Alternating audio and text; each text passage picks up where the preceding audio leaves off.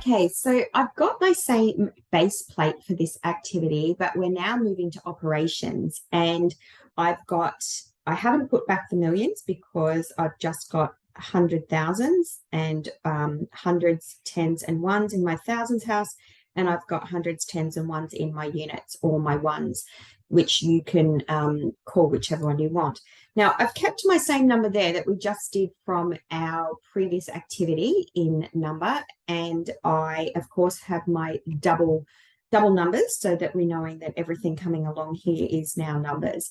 And what we're actually going to do is we're going to multiply this all by 3. Now, so for our students that we have some numbers down the bottom, so they can use those.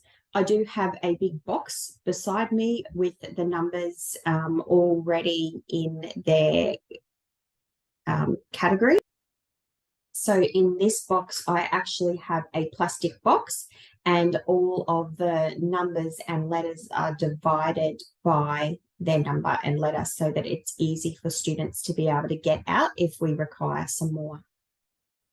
Now, the other little thing that I have down the bottom is a little minifigure, and this one is police person, and that was just a little Lego figure that I started using for my students as they had done some sums or some operations, and just so that they could have a little reward when they had finished. So don't mind him, he's just sitting there and ready.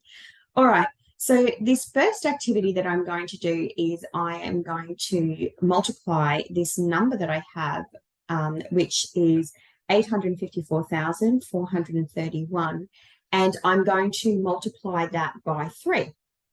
And so what I want to be able to do is I need our students to know that we actually start at the ones house.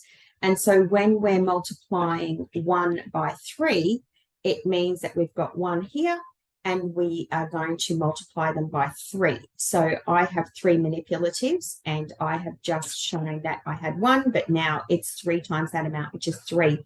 So down the bottom here, I would go 1 times 3, and I would make a 3. And again, like I said before, I've seen some really, really great 3D place value systems that people have made on some other videos. So please do use something that works for yourself.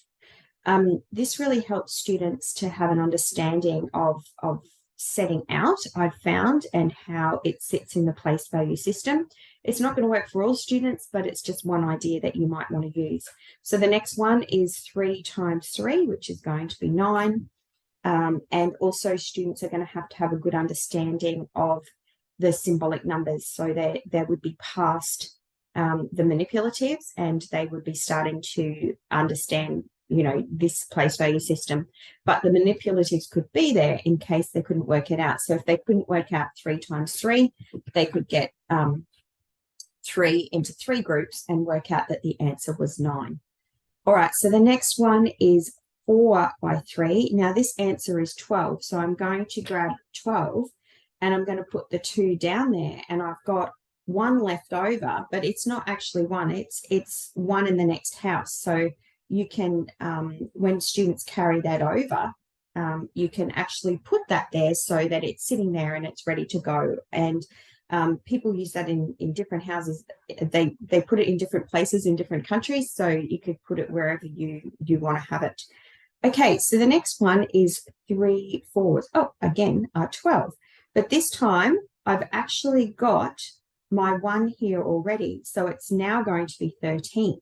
So I actually need to get the 3, put it down here, and put my 1 back up here. Okay, 5 3s are 15, but I've already got 1 again, so it's now going to be 16. Okay, which is pretty handy having this little thing here, actually, to tell you the truth. And I've got 3 8s are 24, but again, I've got another one, so now it's going to be 25. So I need to get a 20, a 2, and a 5. So I put down a 5. And I've got a 2 left over, which, guess what? I did actually need my millions house over here. So that was required. And we have hundreds, tens, and ones, and I can pop the millions back on there and understand why we need to do that. So our total number, if I multiply 854,431 multiplied by 3 is 2,563,293. So now I need to get another little Lego figure for having completed the task.